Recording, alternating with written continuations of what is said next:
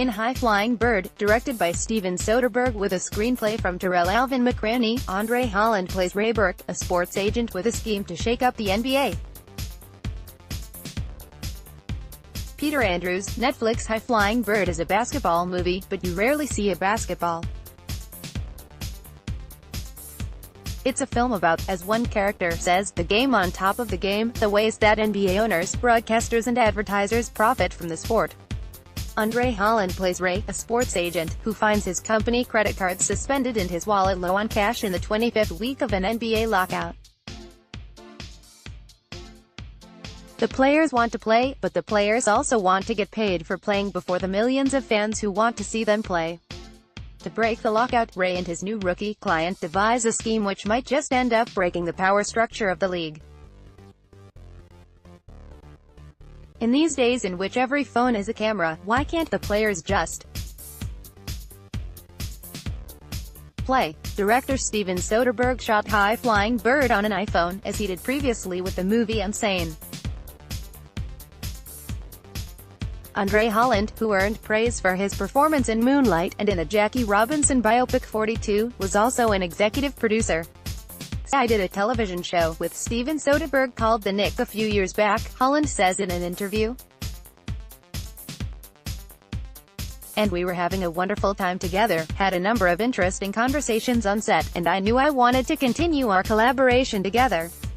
So I started pitching him ideas. I've always been interested in the Negro Leagues and the underbelly of sport. And so we started with an idea about the Negro Leagues, and we started talking basketball and race and the intersection between the two, and this idea came about.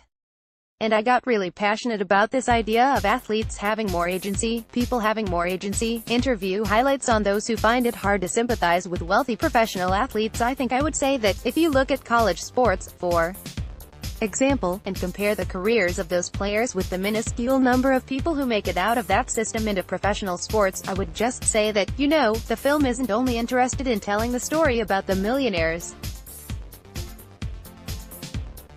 but it's also about the people who don't become millionaires, who don't get a chance to play on that stage, and what happens to their lives. Everybody's not LeBron James, right, and everyone's career doesn't have that kind of trajectory. So the film is also looking at the lives of other people.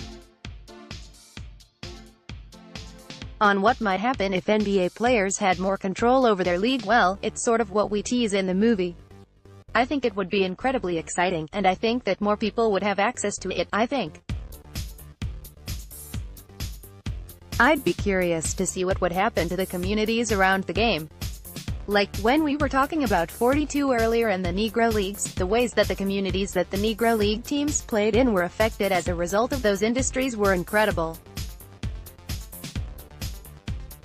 And a lot of people argue that, cities like Detroit and Birmingham and Pittsburgh, cities had thriving Negro League franchises, when the teams were done away with, that the cities then began to decline economically. Yeah, I think it would be really interesting to see what it would be like to have a new league, in the way we proposed it in the film, played in a city like my hometown of Birmingham, Alabama. I wonder what it might do, and I think it would be an exciting thing to experience. And maybe, if we get a chance to do a sequel, we'll get to explore that. On performing in Oliver as a child, you did some digging. My mother and my father started me doing that when I was quite young. I say I'm from Birmingham. I'm really from Bessemer, which is about half an hour south of Birmingham. And the theater that we did Oliver in, I was the one little black boy in the cast, and my name was Hans.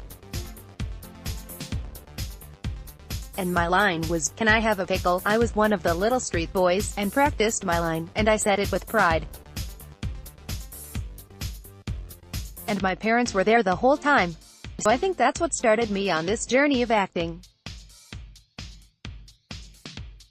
On starring in Othello at the Globe Theatre in London across from Mark Rylance, it was an extraordinary experience. Getting to do that play and to share the stage with him and the other incredible actors was a dream come true.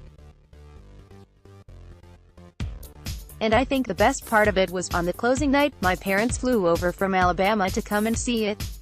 My dad didn't have a passport at the time, so we had to get him a passport, and he came. And on the very last night, at the end of the show, Mark came out and gave this really beautiful speech where he sort of said that he admired my work.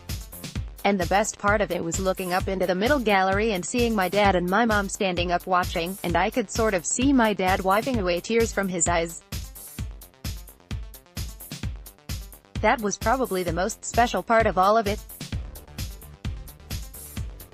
And I salute them, my parents, 'cause I certainly wouldn't have found my way here if not for them getting me cast as Hans. Monica Evstadieva and Vietla produced and edited this interview for broadcast. Patrick Jernwatanen adapted it for the web.